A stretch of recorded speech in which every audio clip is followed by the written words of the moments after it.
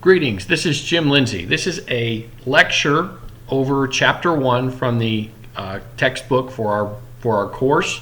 This is the first of several that you'll watch over the semester. So let me just give you an idea of how to best use this lecture to get the most out of it. When you look at the Blackboard site for this lesson, you'll see that you're watching that video right there. There is an in-class activity. This won't be the case for every single chapter, but for this particular one, there is a Word document that you can download, and I'd like for you to download it and actually complete it while we're at a certain point during the lesson. Down here are links to 2 articles which I will refer to during the lesson. And then this link right here is for these are my PowerPoint slides. So if you would like the slides that I have, because I won't use slides at every single lesson, but in some of them I will. In this case I am. So here are my slides. If you like to print out handouts and take notes on those, feel free to. So that's how I would use the Blackboard site to support what you're about to see in the lesson. So wanted to give you that information. Now I'll jump into the presentation of information about Chapter 1. All right, so I'm in my PowerPoint presentation, and this chapter is our introductory chapter. And so what you'll find as you go through the rest of the class, ideas that are introduced to you here at a very shallow level will be presented to you again in great detail in subsequent chapters. So it's sort of a survey of what you're about to experience or read about in the rest of the book. So there are some things that are presented here and then not presented later, and I'll try and point those out to you. And in this lesson, I'm not going to talk about every single thing that's presented in this chapter. You guys can read. I'm going to highlight specific things that I think are especially important. And one of the things you'll also learn is that I have a bias towards anything web or internet related. Those are the topics that I feel especially passionate about, and so I just have a tendency to kind of gravitate towards those. And so if you're really into hardware or really into software, you got the wrong teacher. But no, I'm just kidding. But I'll talk about those sufficiently as well. But I really have a draw towards the internet and the web stuff, and so we'll spend quite a bit of time looking at those. I think they're really important to your success as a business person. You have to have a mastery of those things, just to be confident. So that's what this chapter is about. And as we get into this chapter, basically there's an idea that's introduced. It's called pervasive computing, and one of this idea I think is really well addressed by this guy named Craig Mundy, and he is a worker at Microsoft. And so you'll see there's a picture of a video right here, and in a second I'm going to switch over to the video and play it for you. But in it he does a pretty good job. He doesn't necessarily say, hey, this is pervasive computing, but all the things he's talking about are pervasive computing principles. And so as you read about in the beginning of the chapter, just the presence of computers and technology and just about everything that we interact with, that's what pervasive computing is really addressing. And so let's take a look at what Mr. Mundy has to say, and then we'll after that we'll get back together. Every year I make a visit to several universities in the United States and ultimately around the world. This week I'm visiting 2 in the United States. I'm today at UC Berkeley, and later this week I'll be at UT Austin. I make these visits, one, to share with the students and the faculty some of our ideas about how technology is evolving and will affect their lives in the future. And I have meetings with the faculty and the administration and some students in order to be able to let them give me input about what they think about in the world today and what's important to them. I think there's several major trends going on now. One, of course, is that we're putting microprocessors and software in virtually everything and connecting them up. And this creates a completely new interconnected world that people will live and work in.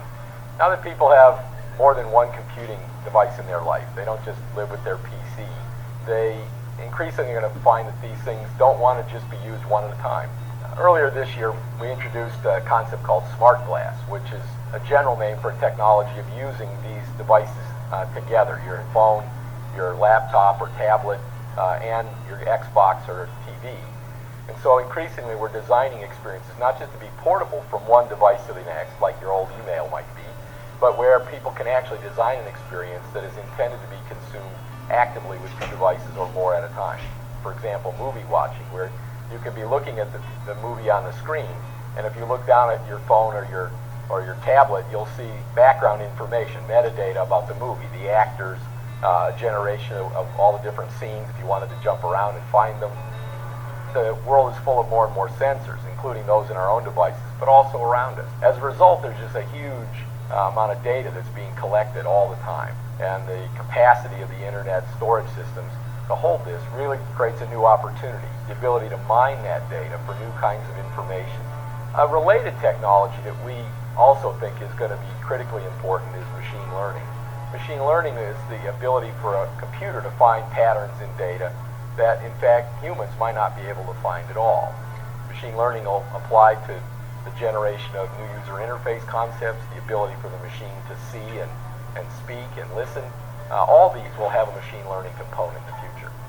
When you wrap all these things together, a world of many connected devices at increasingly lower cost, a world of continuous connectivity, and you back it up with these machine learning type of facilities, we're really going to see a world where the computer really does become more like us, where we can interact with it like we would another person, and where it'll increasingly be a helper as opposed to a tool.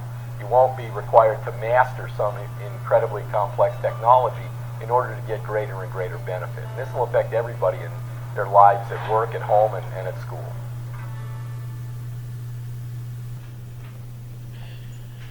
All right, so we heard from Mr. Mundy, talking about pervasive computing, from his standpoint, as a Microsoft guy. And what I would then ask you to do if we were in a face-to-face class, and what I'm really trying to do is present this information to you in the same way that I would present it to a face-to-face group of students, because I think that's more engaging.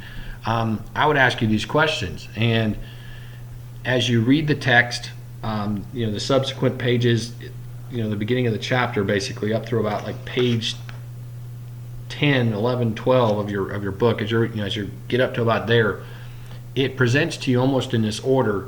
Here's evidence of pervasive computing at your house, at your school, at a job, as you travel. And so I want you to think of examples and explain why this is a good example or a poor example, or if you think that pervasive computing is just not real, then I want you to be able to articulate that. That's one of the skills that you're supposed to come away with from a university experience, is the ability to tell somebody why you feel the way you do, and to express that verbally, to express that in writing, and to convince somebody. And so these are questions that I would ask you to think about, and what you saw in that video as well as what you read about in those pages of the text, you should be able to answer these questions. All right, so we move on to our next point. Basically, that's the whole question of, well, why do you need to learn about computers? Because you might be an accounting major, or you may be a textiles major, or you may be exercise science or education, or finance or something like that. Why do you have to know about computers? Well, hopefully, the stuff that you just read and watched the video about and thought about, hopefully that's kind of answered this question for you. But technology, specifically computers, they're present in just about every single occupation that you can hardly think of. One of the things I challenge people to do in class is, think of a job where there's no computing whatsoever. There's no technology, period. And about the only thing people really come up with is like a blacksmith or something. Like if you're working at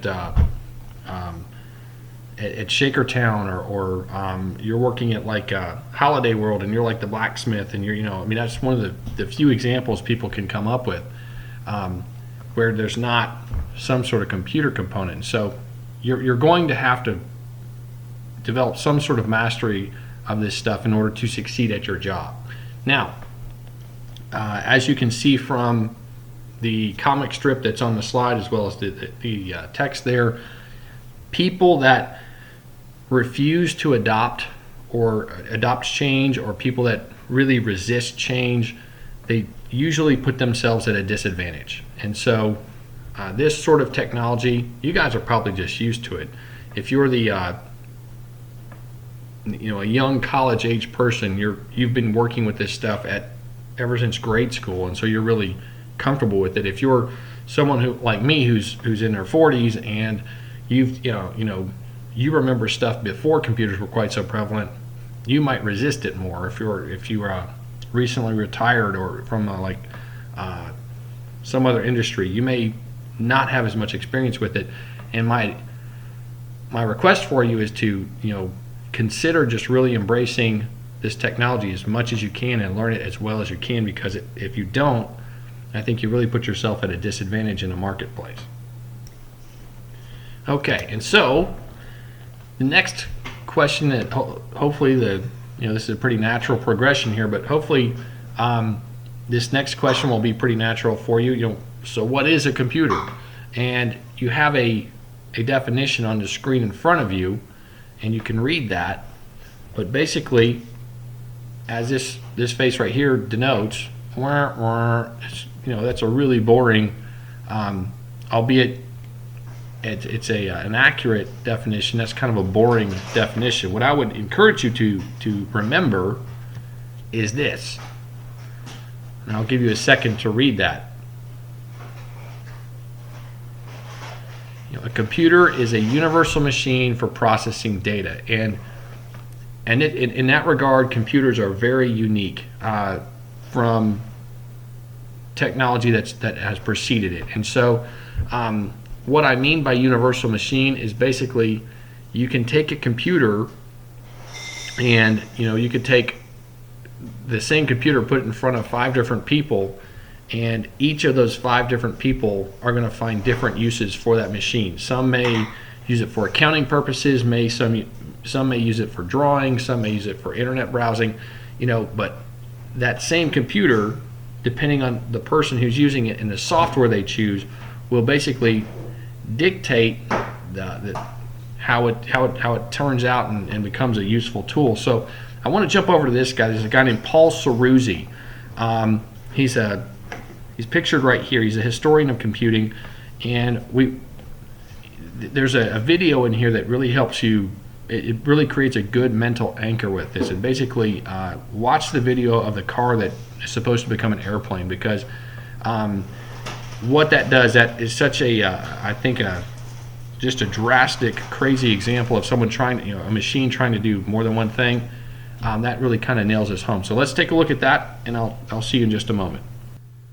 These are the electronic markings inside a computer. The patterns they form represent thoughts, concepts, sounds, and pictures. A modern computer fits on a desk, is affordable and simple enough for a child to play on. But what to a child is a computer game is to the computer just patterns of voltages. Today we take it for granted that such patterns can help architects to draw, scientists to model complex phenomena, musicians to compose,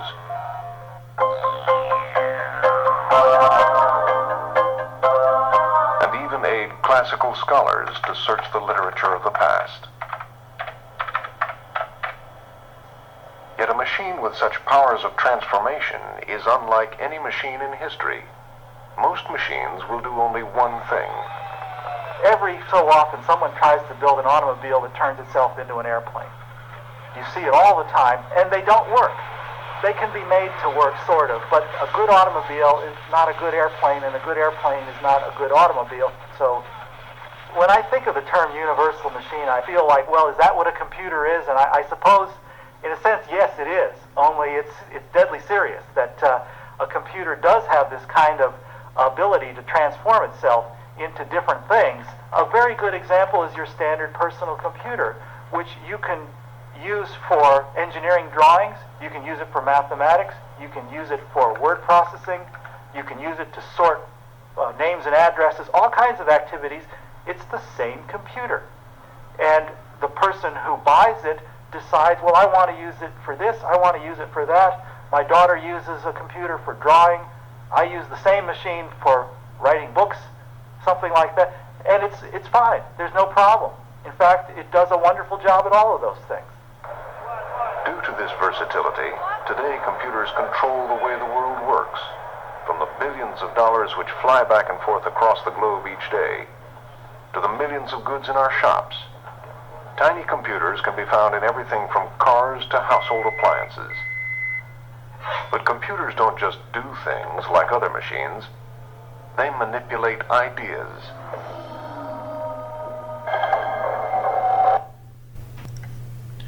Okay, hopefully you enjoyed that video. It was, again, that old-timey car catching on fire like that. I think that sticks in my memory. But a computer can do pretty much whatever the user wants based on the software. So here are some terms. Now we got to get into a more lecture-y sort of format here for just a couple of minutes. But here are some terms, some foundational things that you need to be really comfortable with as we go throughout the rest of the semester. And they're listed on the screen there for you. Data is a raw fact, and people will use data and information interchangeably, myself included. I'm guilty of it from time to time as well, but data and information are two different things. Data is just raw facts. It could be a number, and that number could be a serial number, or it could be somebody's phone number, it could be somebody's social security number. But until you put that data into some sort of useful context, it's just a raw fact. And so data that has been processed in some way and has now been put into a useful context, that becomes information. So that's the differentiation between data and information. Basically, information is data that has been processed in some useful way. Now we also will, especially when we get into the hardware component of this course, which is several chapters 2, 3, 4, 5, or 2, 3, and 4 especially. We're going to be looking at the input, processing, output, storage, and communications components of a computer. And what that means is basically each different device typically has a job. And so like your mouse and your keyboard, for example, are used to input data. And what that means, you use to get data into the computer system, you have to use some sort of device, and a mouse and a keyboard are examples of input. Processing is typically your central processing unit. Any sort of chips on the machine that are taking data and processing it and turning it into information. There's a whole chapter 2 is basically about that. Output is where you're taking information and presenting it back to a user. You have monitors, you have printers, you have speakers. All of those are examples of different sorts of output devices. And storage, you have many examples of storage on your computer. You have the hard drive itself. You have USB thumb drives, which you guys can attach it to your keychain. You can wear it on a lanyard on your neck. Those are all examples of ways to store data. And then finally, we have communications devices, where we have things like network interface cards. The acronym for those is NIC. You have modems. You have routers and all sorts of devices that basically help computers communicate. And that's where really so much of the current power of computers comes from, is the fact that we can connect these things and then not only store data on other computers, through our networks, but we can also take advantage of processing power through networks and all sorts of really cool stuff that just is now possible because of the communication or computer networks that are in place that weren't there 20 years ago. And so these are really important terms, foundational ideas, and we're going to be using those throughout the entire summer session. So I want to make sure we mention these. Okay, so now we get to an activity, and I hope you're going to like this. I'm going to go ahead and get out of the presentation here, and I'm going to go ahead and open up this activity, and it looks like this. It is a Word document, and I'd like for you to, in class I would give you 10 minutes to complete this, and I put you into groups to do this, usually groups of 2 people, and you'll see that there's a list of 14 different computing and technological innovations here on this page. They're in alphabetical order. I would like for you to rank them basically in their order of creation. Which one of these is the oldest? Is email older than Google? Is Google older than the iPhone, and so on? And so using the internet, using your textbook, just using your guesses, try and rank those, and give this a good try. And so I'll come back in a couple of minutes and give you the answers to it. But basically, this is kind of gets you into the frame of mind where you're starting to think about some of these innovations, and some of these are very old, some of these are pretty new, and you get to see kind of the evolution, if you will, of these particular items. So give this a try. And again, this came from the Blackboard site right there. I closed it down, but basically you can download this activity from the Chapter 1 page of the Blackboard site. So give yourself a couple minutes, and I'll see you when you're done. Okay, welcome back. I hope you enjoyed that. Doing some research, trying to find those different innovations, and to show you the answers for that. Basically, as you jump over here, you don't have this page, obviously. I didn't provide this to you, but you can see that there's an actual rank over here on the right side. Hopefully, you can see that well enough. But your mechanical calculator obviously was the oldest one of those, going all the way through to electronic computer and electronic calculators and so on. So are we going to spend a whole bunch of time learning about all of this throughout the semester? No, but by having an idea of where things have come from, I think that kind of I think it's helpful, because as you go through the semester, you're learning about these really great 3D Oculus virtual reality thing, glasses, that's huge. I mean, that the technology that's necessary to make that function, that's important for you to know that, not just 60 years ago we had computers that were about as powerful as like a calculator. And so in that 65 years, we just evolved just at a tremendous rate of speed. And so really cool stuff. So hopefully you enjoyed that, and let's jump back to our presentation. Okay, about page 19 in your book, it gets into a very academic sort of thing that we do, and that's where we like to categorize things, and it's helpful in an academic setting, especially. It's helpful to take things and try and put those into particular buckets, because if we can take all the different computers that are personal computers and gather those together, and then compare those to things that would call like a server or something, we can start to understand how they are similar, how they're different. And so we do a lot of this in school.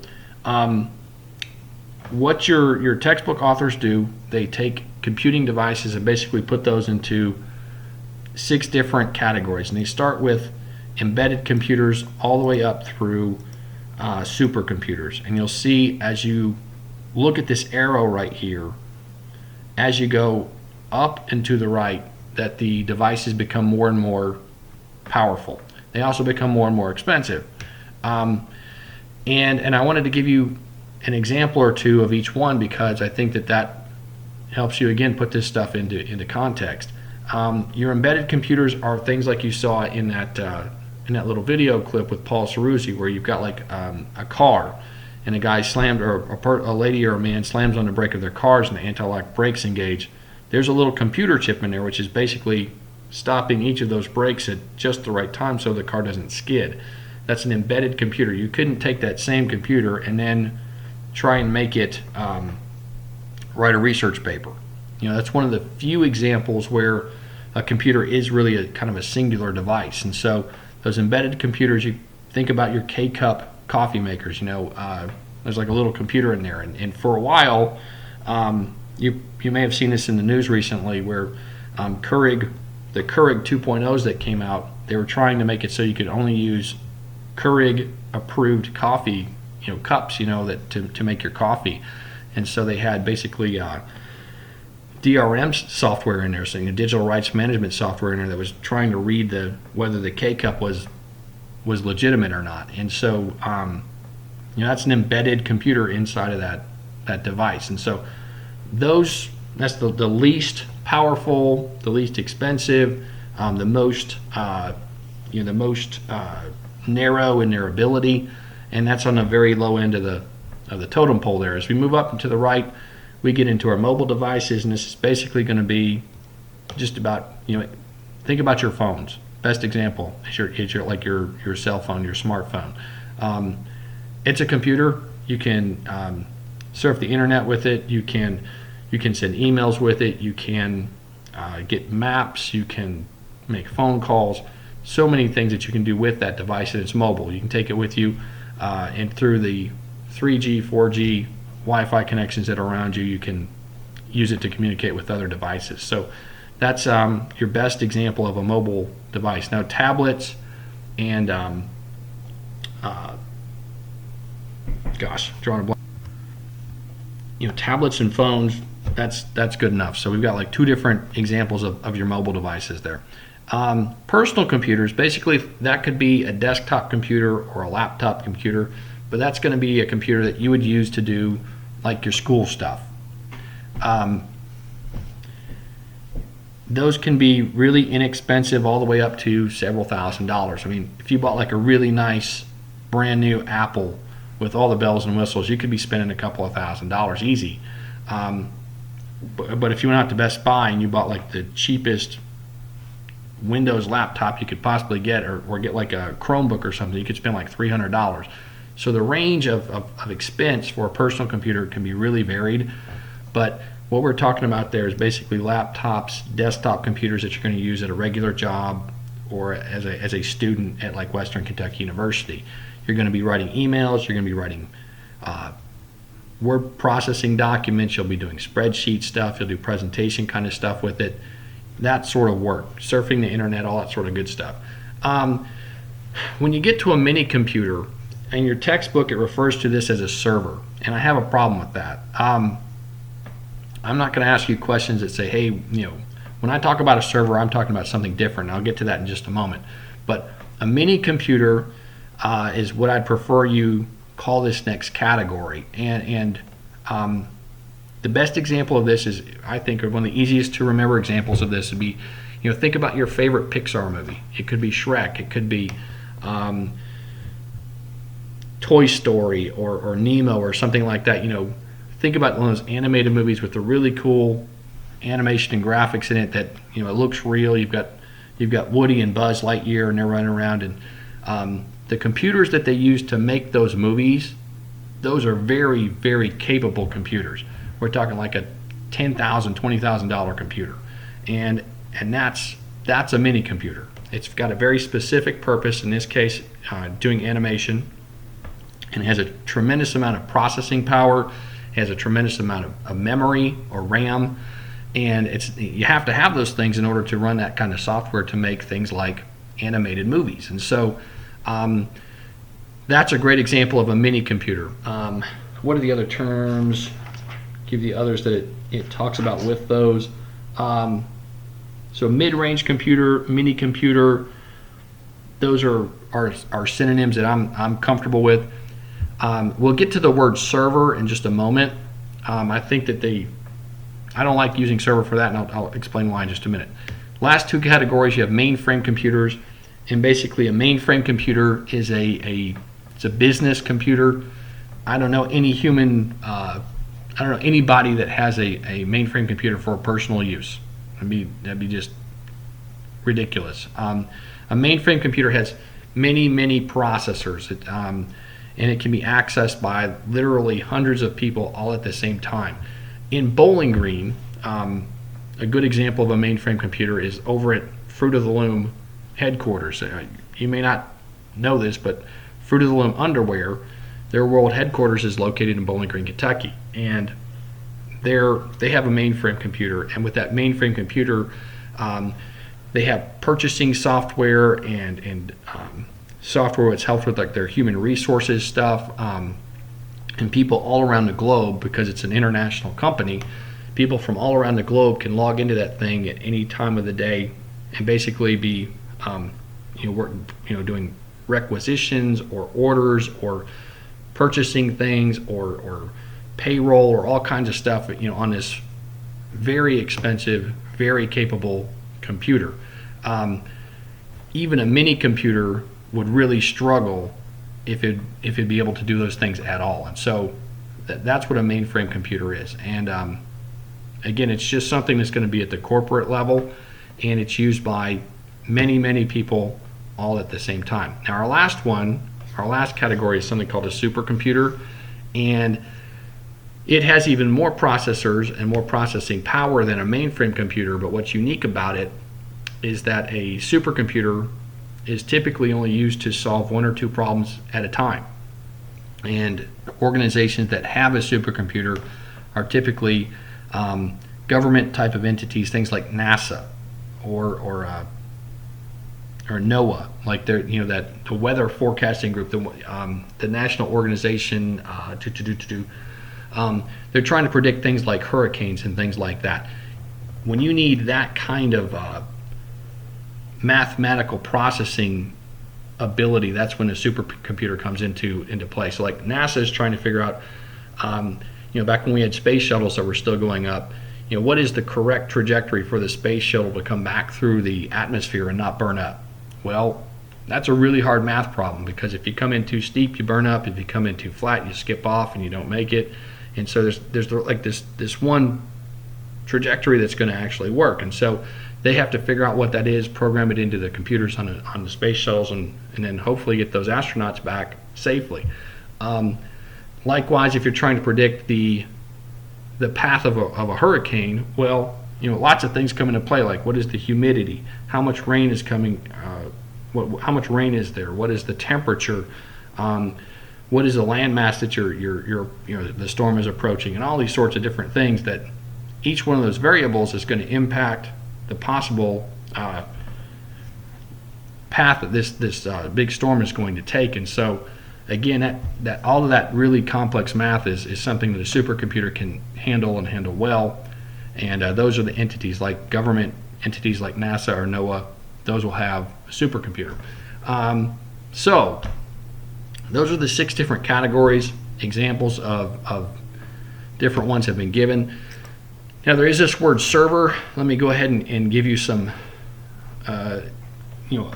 elaborate why I don't like the word server being used here, because I don't like to use the word server with this particular thing, because a server can actually be a personal computer can be a server, a mini computer can be a server, a mainframe computer can be a server. A server, the term server really describes a usage, and we have we're going to work with web servers, we're going to work with file servers, we're going to work with print servers throughout your entire career. And so anytime you have a computer network in place, you can take like a really old crappy like Windows 98 computer and make it a really good print server. Today it doesn't even have to you can take like something that you wouldn't pay $50 for, but make it into a print server, and it's going to work great. And it's a server. It doesn't have to be one of these $20,000 mini computers. And so server denotes that basically there's a network in place, and this computer has a job that it's providing to, or service that it's providing to all the other computers on the network. It could be storing data for them. It could be printing things for them. It's connected to a printer.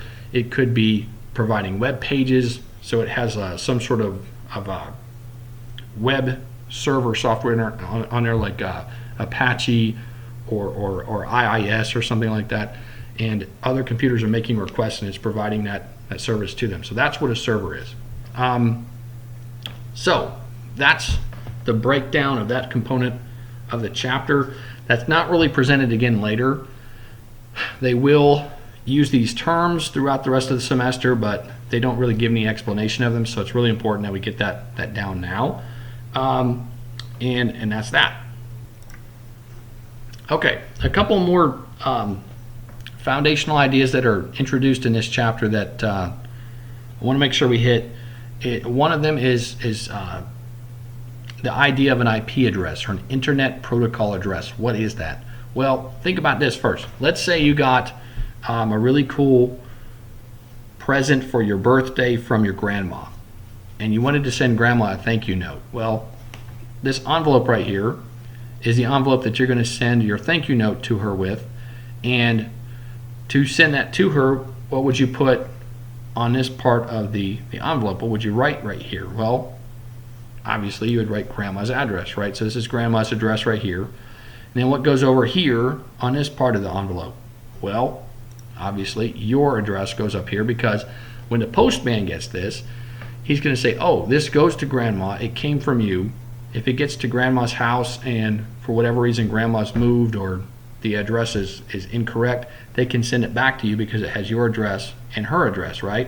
And so you're comfortable with this whole idea of envelopes and addresses for the recipient and for the sender, and we do the same exact thing with internet traffic. And so your computer has a unique address, and it's called an IP address. And so this address that your computer has, it looks something like this right here. And so here's an address, 161.6.94.105.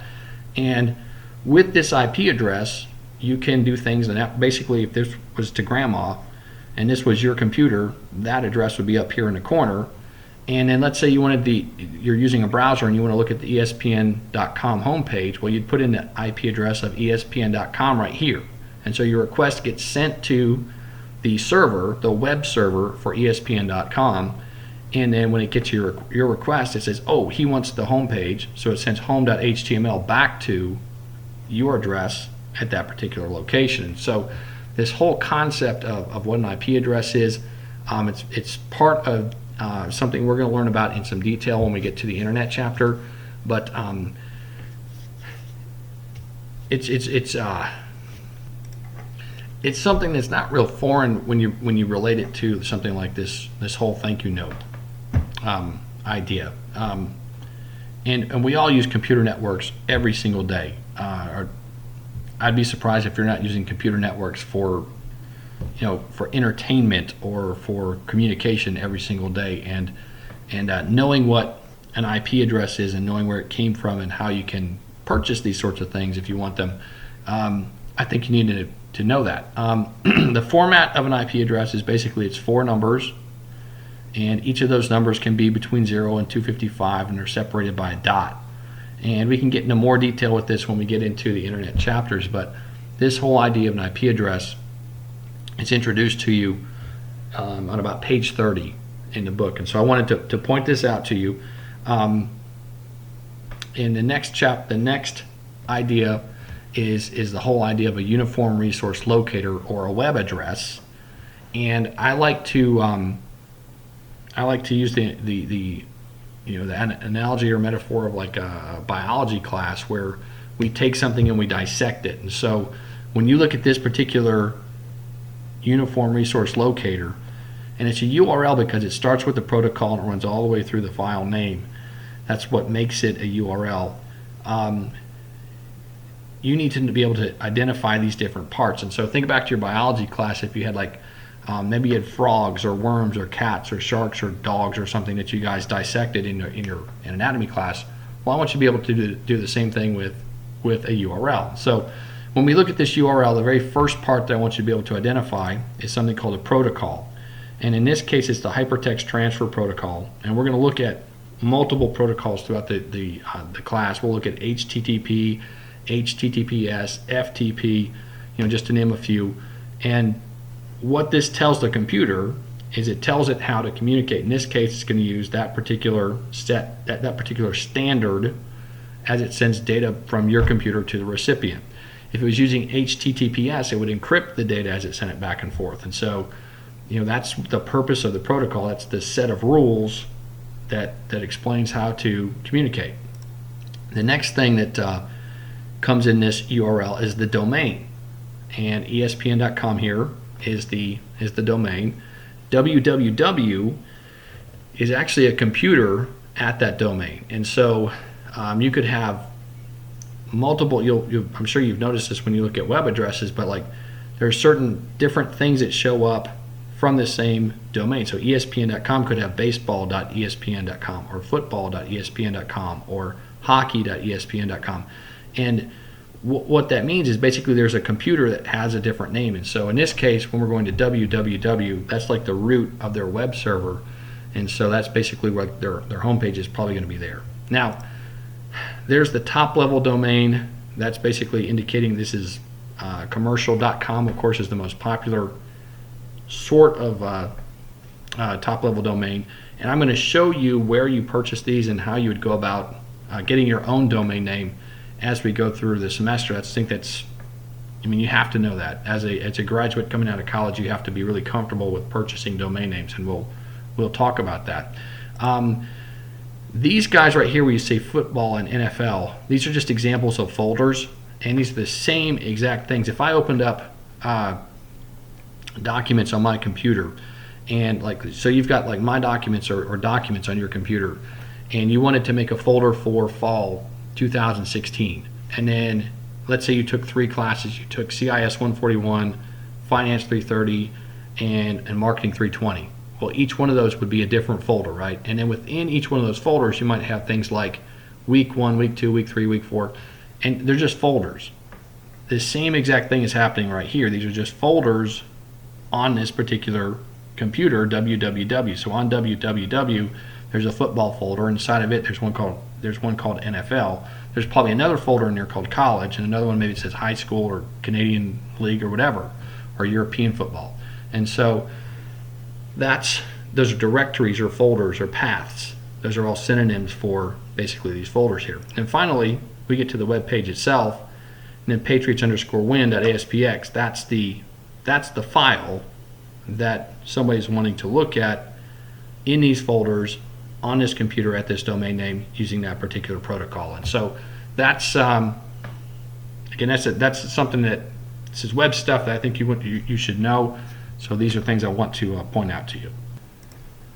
Okay, and the last thing I wanted to point out to you about this chapter, it talks about some risks of a computer-oriented society. In a pervasive computing society like we have, there are certain risks that are there. Some of those are security issues. Some of those are privacy issues. I don't know if you've noticed recently on Google, if you use Google as your a search engine, but there's like a little advertisement that's talking about privacy on the homepage of Google right now, where there's a couple of ladies. It looks like a mom and a daughter, and they're shopping, and there's a dude who's following them around, and he's basically describing to somebody on his cell phone what they're doing as they purchase. And it's an advertisement, I believe, for Firefox, and Firefox is saying, hey, we're not collecting this kind of cookie data to invade your privacy. And so like if somebody did this in a store, it'd really creep you out. You wouldn't like us doing that, but we do the same thing. We don't collect this sort of cookie data to protect your privacy, so somebody watching you on the internet can't learn this about you. But privacy and security, big deals. Just a couple of weeks ago, one of the big U.S. government human resource databases was hacked into, I believe by China.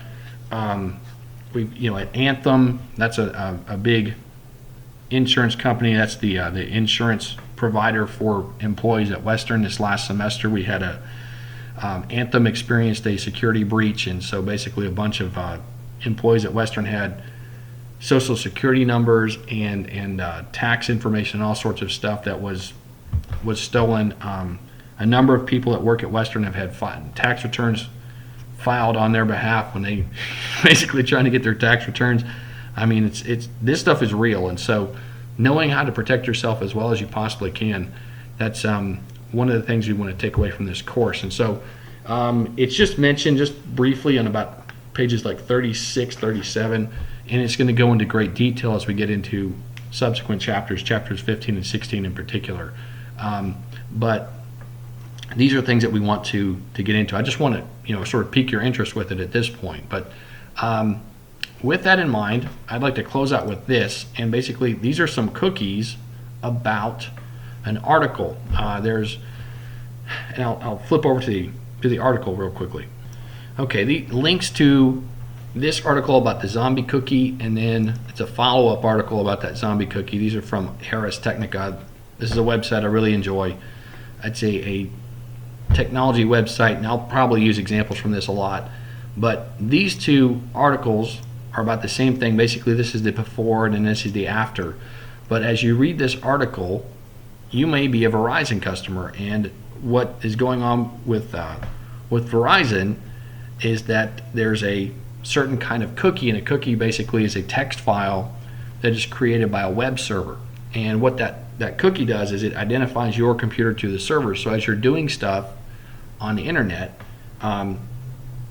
it makes your experience usually more enjoyable. So for example, let's say you went to Amazon.com and you bought a book by Tom Clancy. Well, Tom Clancy writes all kinds of like books about military stuff, and so other authors that have written similar types of books, maybe like Clive Cussler, Stephen Ambrose, W.E.B. Griffin. I mean, just other authors that you might also get into. And so as a result of your cookie saying, hey, this is Jim Lindsay and he likes Tom Clancy books, here are some other things that you might enjoy. And so those sorts of recommendations you get come from this technology we call cookies. And Verizon implemented a zombie cookie, and it's described here in this article. And so basically, if you read this article right here, and you have the link to it from Blackboard, and you look at these questions right here on this last slide right here, what is a cookie? How does Tern's zombie cookie differ from regular cookies? You can kind of start to look through these questions. And what my intent of providing these questions to you is basically these are really good questions based on what we just read in Chapter 1. You're not going to know the exact answers to all of them, like all the intricacies of cookies.